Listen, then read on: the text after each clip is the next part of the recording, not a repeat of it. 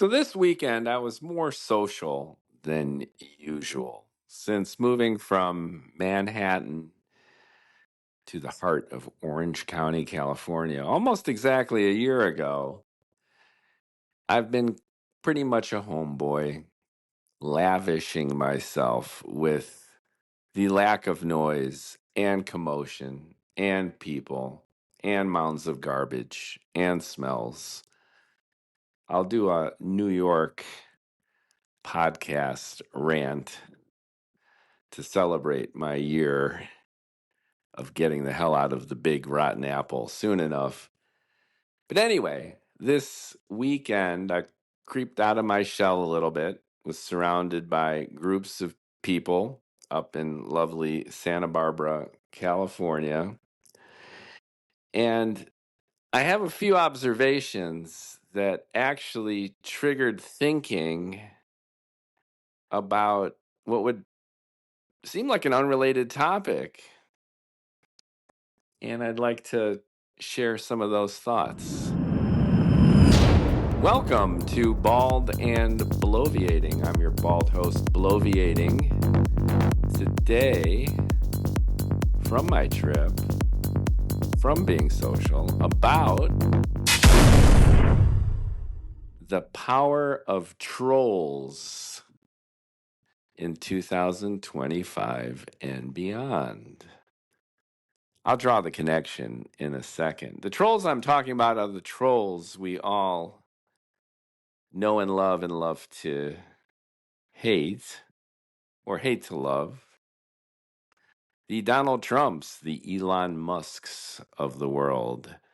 Those folks who have not only thrown propriety and good graces to the internet winds, but have actually catapulted their careers, even their reputations, based on bullying, ad hominem attacks, patently false information.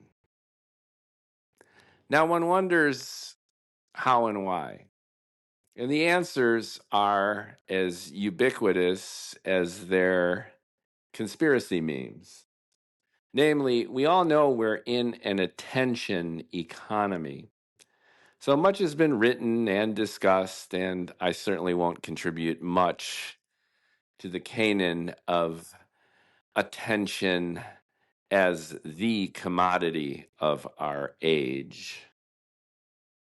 If you can get and sustain and grow and capture attention, that's like gold. That's worth more than money. That's money and power. And why? Well, I have gone on and on about what I call the wall, the tsunami of content that's out there. Empowering anyone to publish and be their own content creator and distributor makes it even more difficult for any individual or even an organization to simply cut through the noise and the clutter.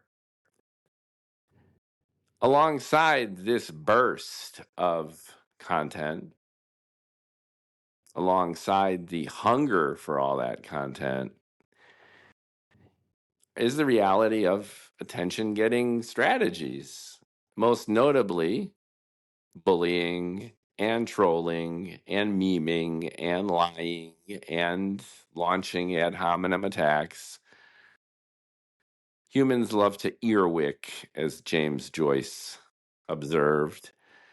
We love to gossip. We love to talk shit about our fellows. There's an instinctive draw to that. And with that comes the social media metrics, the likes, the comments, the shares. None of this is new. The revelation I had this weekend after being pretty much under a rock for a year was that people are kind of shitty. People tend to talk mostly, if not exclusively, about themselves.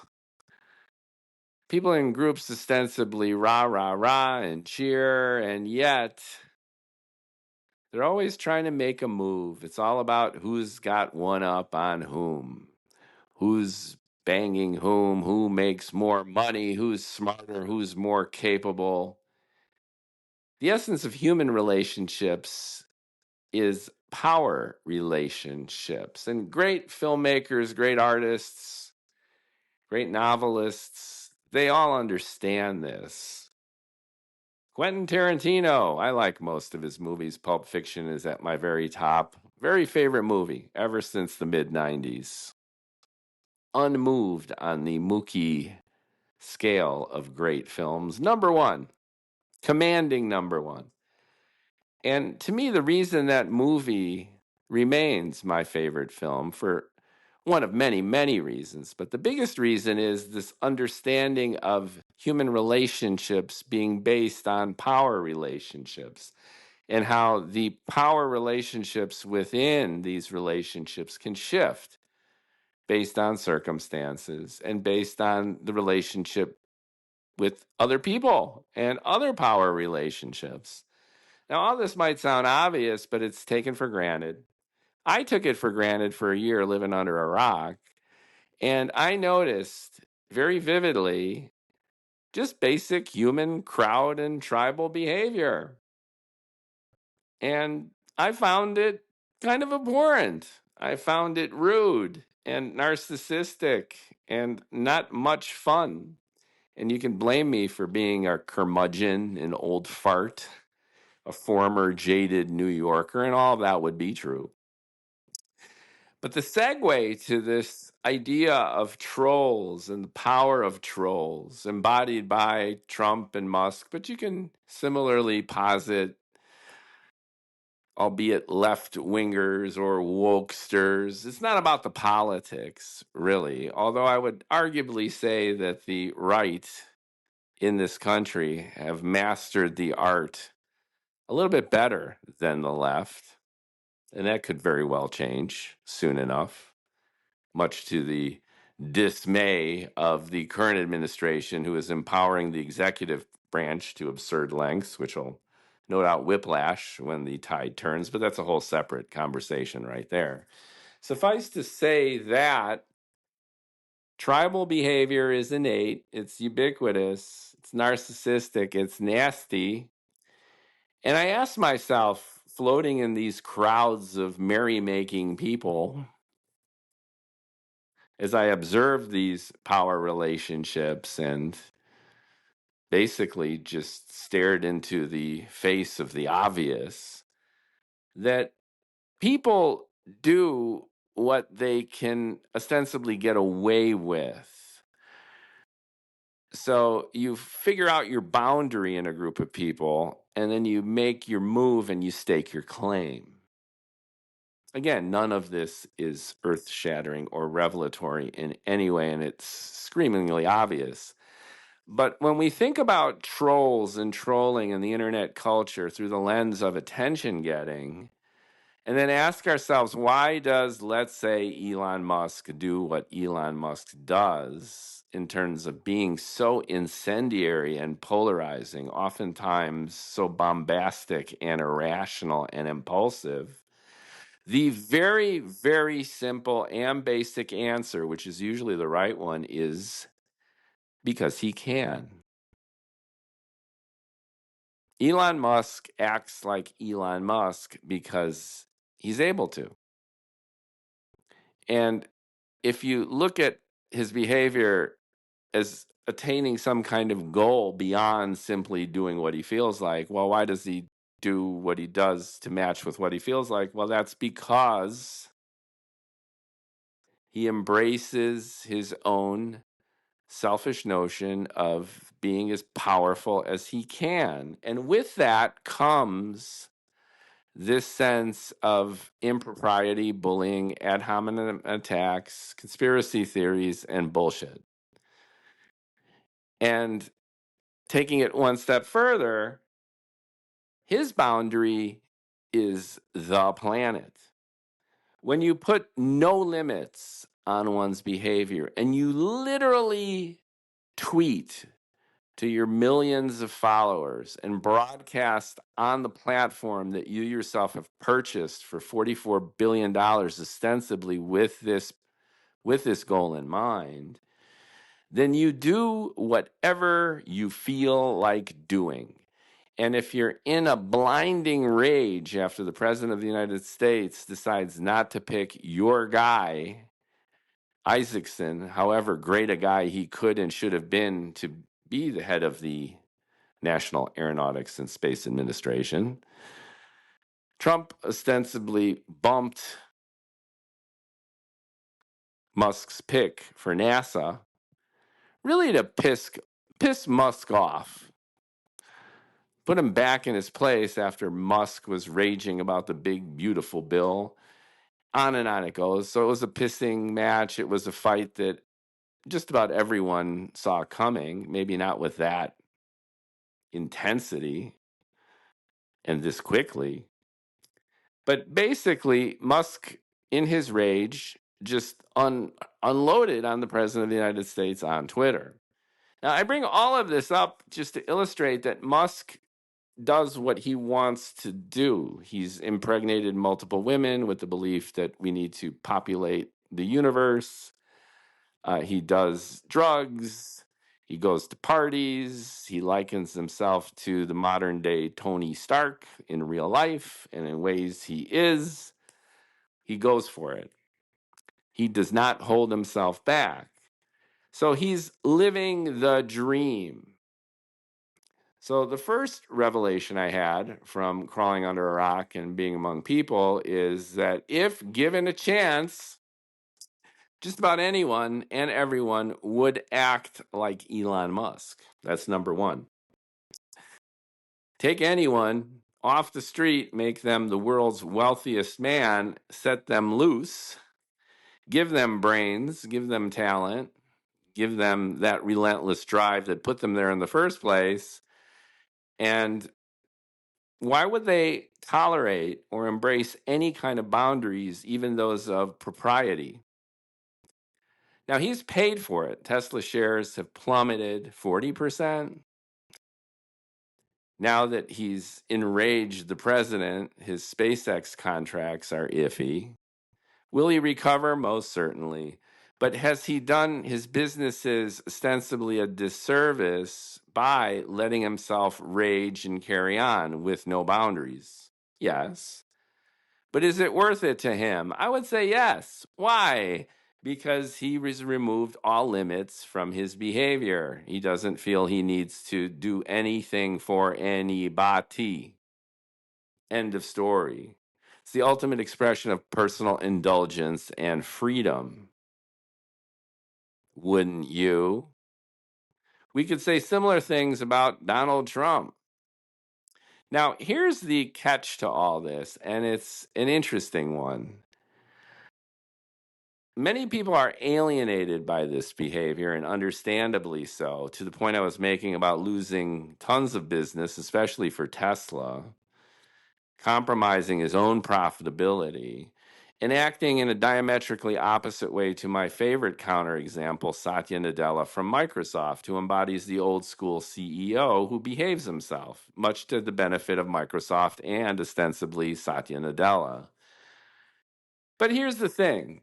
There are key elements of Musk's success, and clearly Donald Trump's success, which harkens not to the expedience of self-control, but the opposite.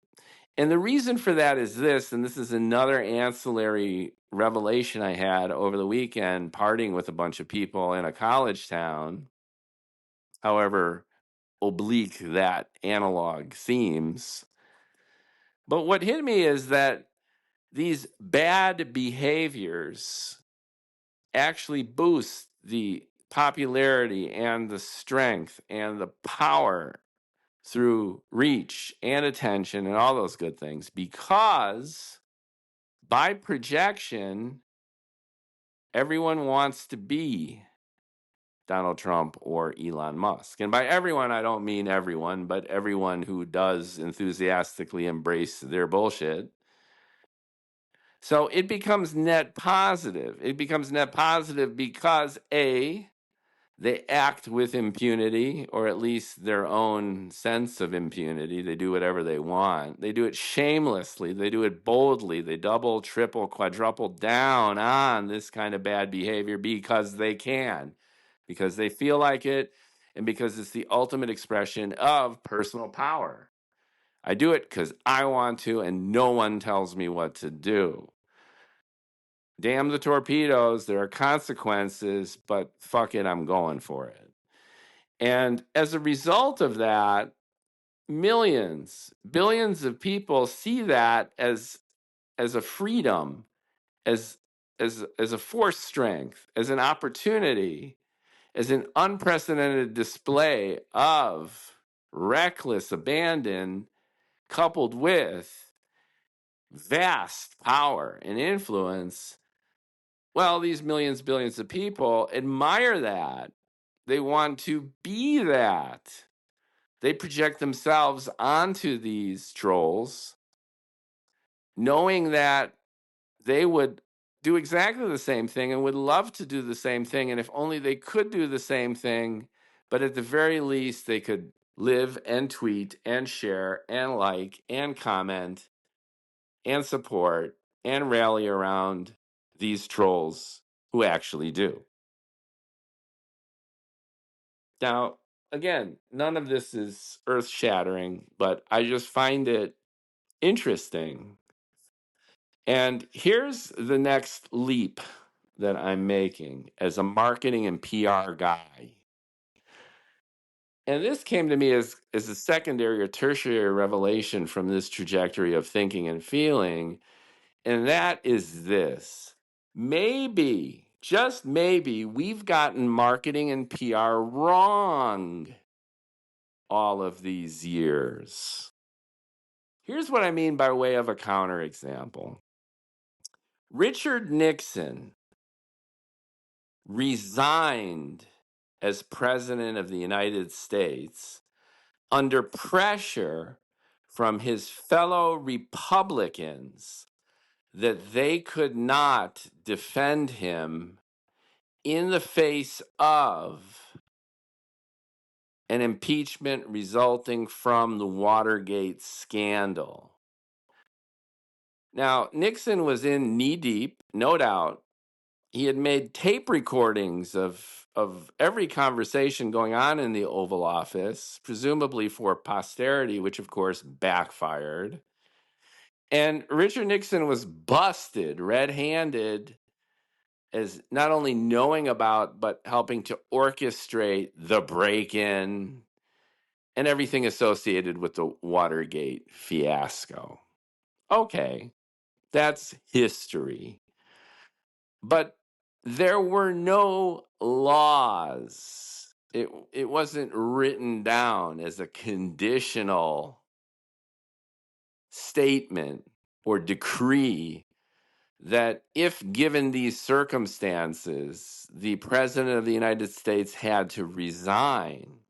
And there's a big body of evidence to support that had Nixon taken a more Trumpian view of the president and of his situation, which is ironic and very, very interesting because many aspects of Trump's presidency, especially his second term, emulate some of the strategies and attitudes of Richard Nixon in terms of grabbing as much power for the executive branch as he could, acting boldly and with impunity, fighting Congress, the list goes on and on. So, had Richard Nixon not resigned, like Trump with the January 6th insurrection, yes, it was an insurrection, Donald Trump with the results of the 2020 election, yes, he lost. But Trump is the master of denial and obfuscation and distraction and throwing it right back and never, ever giving an inch. Nixon, however, was of the old school view that despite his tendency to break most, if not all, the rules, and do all his shenanigans that Nixon is now infamous for, he nonetheless bowed to rule of law and convention. Here's the big thing. Not even rule of law, but just etiquette and protocol of the office. He knew he had violated his oath. But whether or not he did things that were ostensibly illegal on the one hand and prosecutable on the other, historians are still debating. And as I mentioned, many, if not most, are convinced that had Nixon simply refused to step down, worked Congress, worked his Republican majority, that he could very well have stayed in office. I mean, if the 2020 results continue to be contested, that January 6th was a love festival to the point where Trump's pardoned the perpetrators, even the ones who committed violent crimes against police officers. See where I'm going with this? So Nixon did not have to resign in the same way that Trump did not have to accept the 2020 results or conclude that his own people were responsible for the maiming and eventual death of at least 5 DC police officers.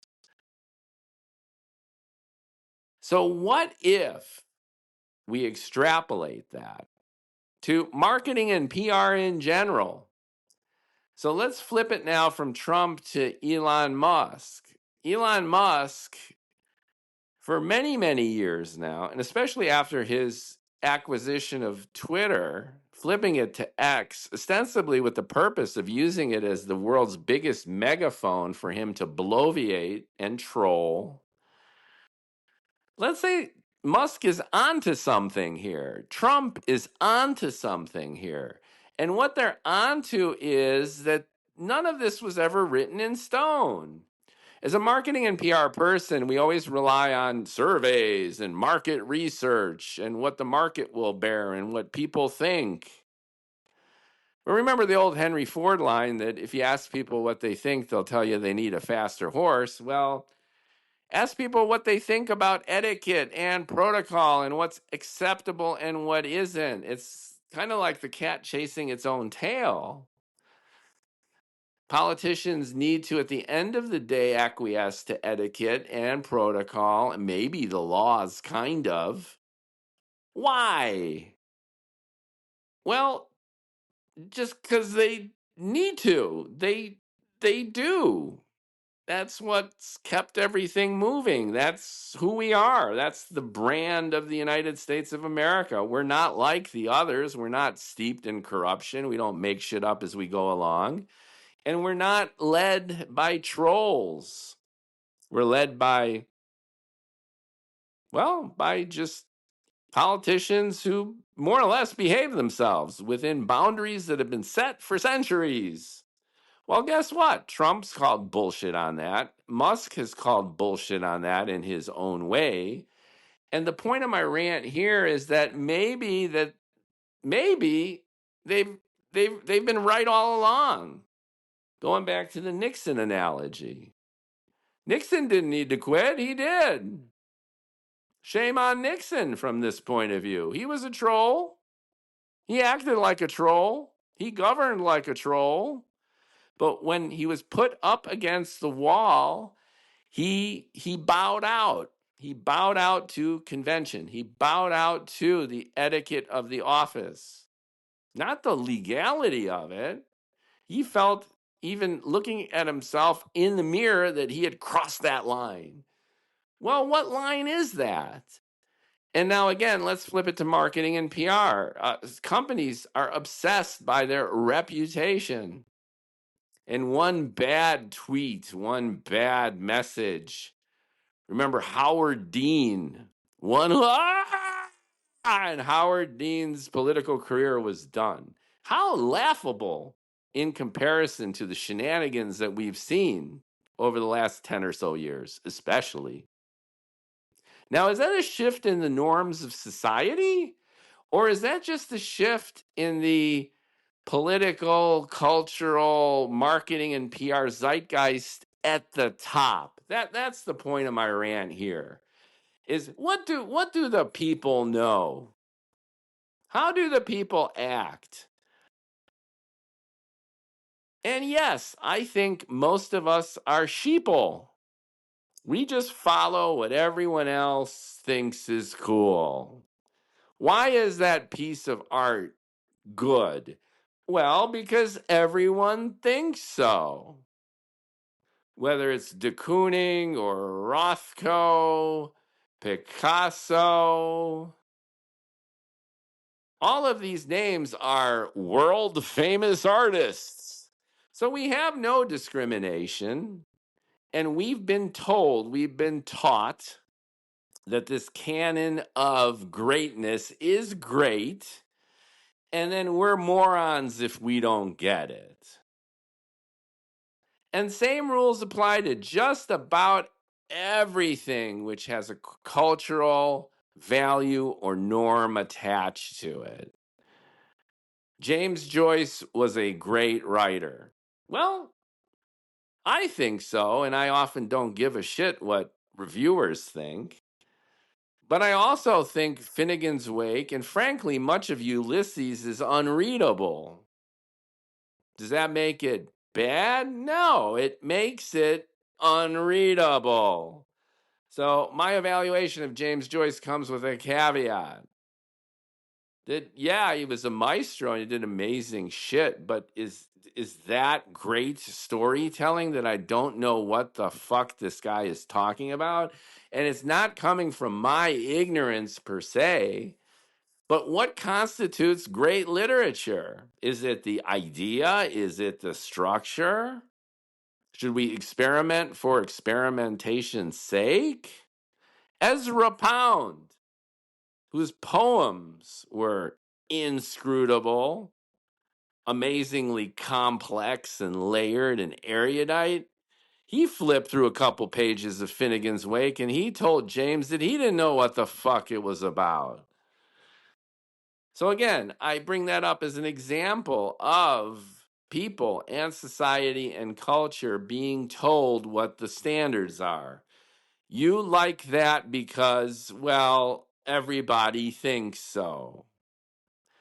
And I noticed this weekend too, talking to people like, well, what's your favorite movie? What are you doing? What are you doing here? What are you doing there?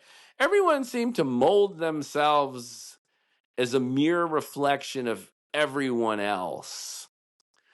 You needed to be unique enough to cut your own swath and be special enough to get the girl, show everyone how smart you are, but not too different and not too exceptional and not too powerful to be ostracized from the group. Everyone had to do that balance between strutting their stuff and blending in. And that's the case everywhere. The designer Louis, he's terrific. He turned Esso into Exxon. He designed the Avante car, which is really the only asymmetrical car ever manufactured that I can tell. Genius. And he had a phrase, Maya, which was cool, which is basically most advanced yet acceptable. So you need to surprise people and titillate them, but not so much that they reject it outright as foreign or makes them so uncomfortable that they don't want it. It's got to be spicy and tangy, but not too spicy and tangy. And then with time, people build their tolerance for that new medium. And you do have geniuses. You do have people who really understand what the fuck they're doing. But they're in the minority. They're not the consumers of great content. They're the creators, and they're not the mom and pop and Instagram skit makers and bullshit artists. They're the ones creating real art and real trends. And I think this does exist. In all objective fairness and truth, you've got real artists who really know what the fuck they're doing and understand art and communication and put in tens of thousands of hours and live their craft and really pull off something revolutionary. And then everyone else catches up. So no, I'm not saying that true art doesn't exist the way many people online say true truth doesn't exist. But what I'm saying is they're the minority, they're the trailblazers, and most people, de Kooning, Rothko,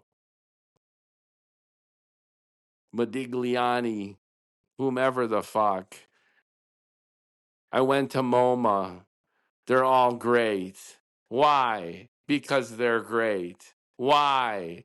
Because they're famous. Why? Because everyone likes them. Why? Because they've been told so. So then you got a Trump and a Musk. This is where it comes full circle. And this is what I'm trying to get at. And they say, fuck that shit. It's like, we're going to do what we want. And we're going to tap into the most basest emotions of ourselves and everyone else. And we're going to throw politeness and propriety and good manners out the fucking window. And we're going to do that in the guise of basically being powerful people who know and accept no boundaries to our behavior, at least in this media. And boom. And then millions, billions of people recognize their boldness, but also their ability to do that, and they love that shit. Even if they're themselves are the object of ridicule or attack or disempowerment or voting against their own best interests because they love it. They wish they can do it. And then who sets the standards? Who sets the standards for art? Who sets the standards for governmental, political etiquette and protocol? And who sets the standards for any fucking thing in our society? And if you take this boorish, trollish, completely utilitarian perspective, that it's valid if it works, if it has an impact, if it has an effect, then go for it with no caveats. Then you've entered the brave new world of doing whatever the hell you want and getting away with it. And having an enormous audience who's cheering you on because they wish that they could do it. If only they could be so brash, so powerful to skirt the usual boundaries of air quote proper human behavior.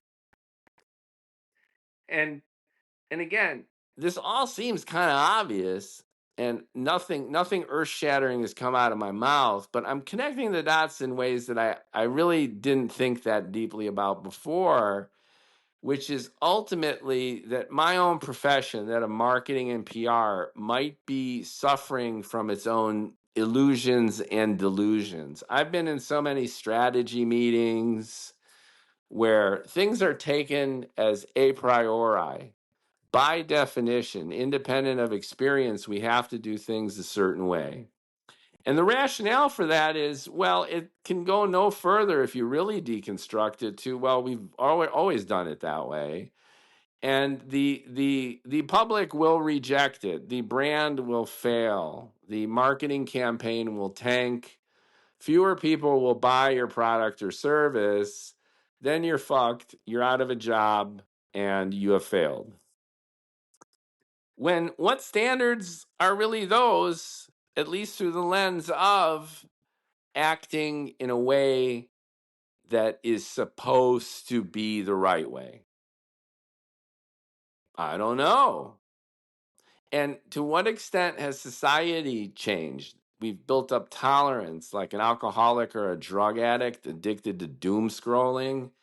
Whereas something in the past was like, oh my God, it's so shocking, when the news consisted of one major story, one major scandal per quarter, basically.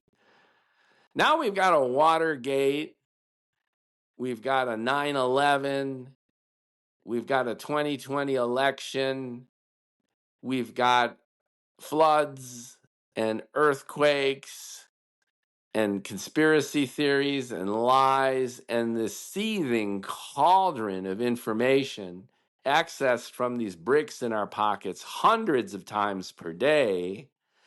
And I guess we've boosted that tolerance, right? Like the drug addict or the alcoholic inhaling doom scrolling or practicing doom scrolling. We expect it, we want it. So maybe I'm answering my own question that a Musk or a Trump wouldn't have flown a decade earlier than they had arisen, that it took social media, in a sense, to market condition the public to greater and greater levels of this kind of narcissistic indulgence. That could be true. But this is a chicken egg, cat chasing its tail kind of thing. And I am just riffing on this idea, being inside those strategy meetings and being inside those planning sessions, where I really wonder if we've just gotten it wrong. That this self imposed etiquette and control is really just a product of doing things because that's the way they were done. Just being the sheeple whom we are trying to steeple. Rothko, Modigliani, Mondrian, de Kooning, whomever the fuck. I love them because everyone does. And everyone does because they're famous. And they're famous because they're famous. Who the hell else was almost famous? Who makes these fucking decisions? We've got such limited bandwidth. Only a few names fit in our fucking heads. And then one thing leads to another, and then one guy or gal is on the list, and the other 46 million are off of it. It's arbitrary, it's ad hoc, and it's really kind of stupid. And same rules apply to most cultural norms. Look at fashion, how it oscillates so randomly. And just general human behavior, coming back to my partying this weekend, where I'm looking around and I'm asking myself, why do people do what they do? And there's this hidden instinctive sixth sense. Everyone's feelers are out. Like, what is my own Maya? What is my most advanced yet acceptable behavior? To get the girl, to get the guy, to get attention, to show everybody how great I am, how successful I am, or to bask in my own safe loserdom. As long as it's an identity, it's a brand. Everyone creates their own brand and lives within that ecosystem and circle. They do their own campaign. But it's based on limitation. It's not based on power, boundless power. And the Trumps and Musks are onto something. And I think it's just the tip of the iceberg.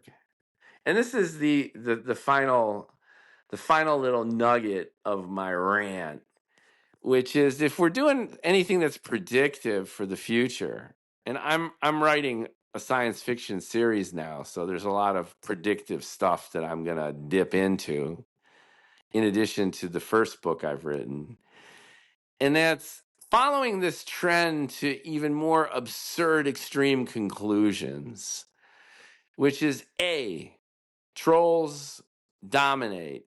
B, they do it because people want to be them. C, they've really just scratched the surface on what's possible. And D, as our devices and our technology emulate reality closer and closer, where we're going to have our own bot and everything is going to be personalized. And the utilization is going to be not only easier, but it'll become passive. It'll be plugged right into our heads. And the internet of everything is going to be everywhere.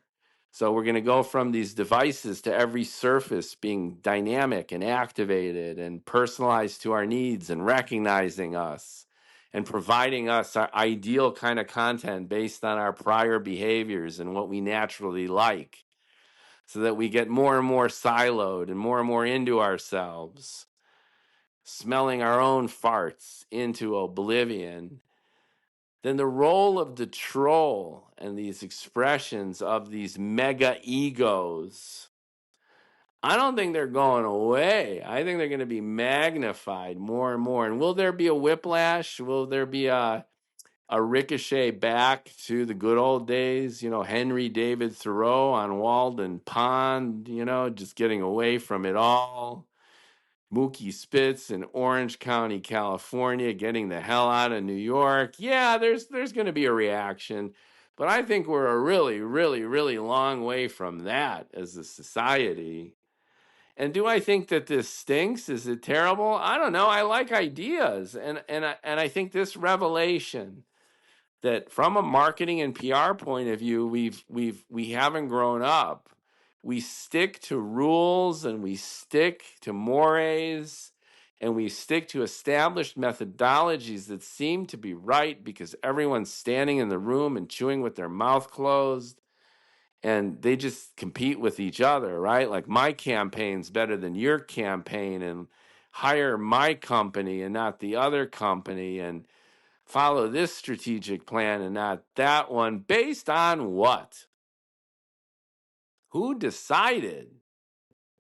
What constitutes, air quote, proper behavior in the age of social media, personalization, and now the AI personalized bots, which will soon be fighting and raging against each other, just like we fight and rage against each other in air quote, the real world. I think this is fascinating. More on this, but just hearing myself speak, I do think I'm onto something here in the sense that we have created these castles of strategy and thinking really in the sky.